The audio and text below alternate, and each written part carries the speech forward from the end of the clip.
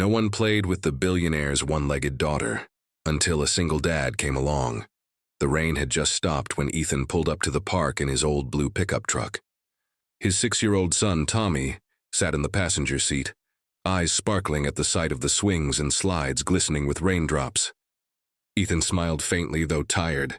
Life as a single dad hadn't been easy since his wife passed away 2 years ago. But moments like these, watching Tommy's excitement, made the struggle worth it. As they stepped onto the playground, laughter filled the air, except for one corner. There, on a bench under a cherry blossom tree, sat a little girl. She couldn't have been more than 7. Her dark hair was neatly tied with a pink ribbon, her dress pristine, her right pant leg folded neatly and pinned up. She was watching the other kids play, clutching a stuffed rabbit to her chest, but no one went near her. Ethan noticed it immediately. The other parents threw polite smiles at her mother, an elegant woman in her 30s dressed in designer clothes, but their kids kept their distance. Some whispered, others just stared. The woman tried to hide her worry with a tight smile, but her eyes betrayed it. Tommy, ever curious, tugged on Ethan's sleeve. "Dad, why's that girl sitting alone?" Ethan glanced over. "Maybe she's shy," he said softly. "But she looks sad," Tommy frowned. Then without another word, he ran off toward her. Ethan's instinct was to stop him. He didn't want to embarrass anyone, but something told him to let it happen. "Hi!" Tommy grinned as he approached the girl. "I'm Tommy, what's your name?" The girl blinked, clearly surprised. "Lily," she said quietly. Tommy pointed at her stuffed rabbit. "Is that your bunny? He looks awesome." Lily's lips twitched into a tiny smile. "His name's Mr. Cotton. Want to come play?" Tommy asked, already gesturing toward the slide. Lily looked down. "I can't run like you. My leg." Before she could finish, Tommy interrupted with the kind of innocence only a child could have. "That's okay. You can still play. I can push you on the swing, or we can build a sandcastle. You don't need 2 legs for that." Ethan watched from a distance as Lily hesitated, then slowly nodded. Her mother's eyes widened, a mix of shock and gratitude flashing across her face as Tommy gently helped Lily off the bench. They spent the next hour laughing, playing, and inventing their own games. Lily's laughter, pure, unrestrained, filled the air like sunlight breaking through clouds. For the first time, she wasn't the billionaire's daughter. She was just a kid. When Ethan finally walked over, the woman stood and smiled warmly. "Your son is extraordinary," she said, voice trembling slightly. "Lily hasn't played with anyone since her accident." Ethan smiled modestly. "Kids see what matters, we adults forget how to." The woman extended her hand. "I'm Margaret. Margaret Hayes." The name made Ethan pause. Hayes, the Hayes Corporation, one of the biggest tech companies in the country. He glanced at her car nearby, a sleek black Mercedes with tinted windows.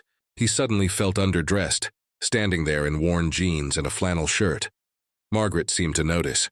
"You're a good father, Mr. Ethan Cole," he said simply. She smiled. "Thank you for today. You have no idea what this means to me." Ethan nodded politely and turned to call Tommy. But before he could, Lily called out, "Wait." She looked up at him shyly. "Can we play again tomorrow?" Ethan's heart softened. "I think Tommy would love that." Margaret hesitated, then pulled out a business card. "Please let me do something for you, anything." Ethan shook his head. "You don't owe me anything. Just let them be kids." Margaret stared at him for a long moment, clearly not used to people refusing her generosity. But in his eyes, she saw something she hadn't seen in a long time: honesty, humility, and genuine kindness. Over the next few weeks, Ethan and Tommy met Lily and Margaret at the park almost every afternoon. Tommy's energy seemed to pull Lily out of her shell. She laughed more, talked more, and even began trying to walk on her prosthetic leg again. Margaret watched, often with tears in her eyes. One afternoon, after the kids ran off to chase bubbles, Margaret said softly, "You know, when Lily lost her leg in that car accident, I lost a part of myself too. I blamed myself. I stopped believing she could ever smile again. But your son, he reminded me that kindness doesn't come from money. It comes from heart." Ethan looked at her gently. "We all need a reminder sometimes." Then came the twist neither of them expected. One evening, Ethan received a call. His construction company, the one barely staying afloat, had just landed a massive renovation contract from the Hayes Corporation. When he called to confirm, Margaret's assistant said, "Mrs. Hayes insisted personally. She said you build homes the way your son builds hearts." Ethan was stunned. The next day, he met Margaret at the park again. "You didn't have to do that," he said. She smiled softly. "You're right. But sometimes, when someone changes your child's life, gratitude deserves to build something real in return." Lily and Tommy ran up then, holding hands, cheeks flushed from laughter. "Dad, Mom! Look, we made a castle for both of us." In the sandbox stood a small castle, 2 towers connected by a tiny bridge made of sticks. Margaret knelt down. "What's the bridge for, sweetheart?" Lily grinned. "So no one's alone anymore." Ethan felt his throat tighten as Margaret's eyes glistened with tears. As the sun dipped below the horizon, painting the sky gold and pink, the 2 families stood together, not as rich or poor, broken or whole, but as people who had found healing in the simplest form of love, kindness. And from that day on, the billionaire's one-legged daughter never sat alone again. Because one act of compassion from a single dad had changed not just her world, but theirs forever. Ethan didn't know it then. But that small act of kindness in the park would ripple far beyond their quiet little town. As weeks turned into months, the friendship between their families grew deeper. Lily's confidence blossomed. She started walking short distances without her crutch, always with Tommy by her side cheering her on. And every time she stumbled, he'd simply laugh and say, "That's okay. Even superheroes fall sometimes." Margaret, who once measured her days in meetings, reports, and profits, began to spend her afternoons at the park instead. She'd bring lemonade and sandwiches, watching as the 2 children turned every patch of grass into a kingdom of imagination.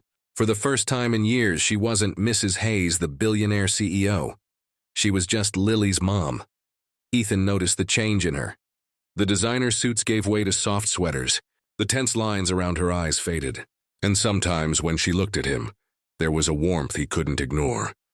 But Ethan, still carrying the weight of his late wife's memory, kept his distance, respectful, gentle, uncertain. One chilly afternoon, as autumn leaves swirled around the playground, Lily ran up to Ethan with a drawing. "Look, Mr. Ethan, it's our families together." He knelt to see it. The picture showed 4 stick figures holding hands, 2 adults, 2 kids, standing under a big sun and a smiling rainbow. In Lily's uneven handwriting it read, "Family means no one's left out."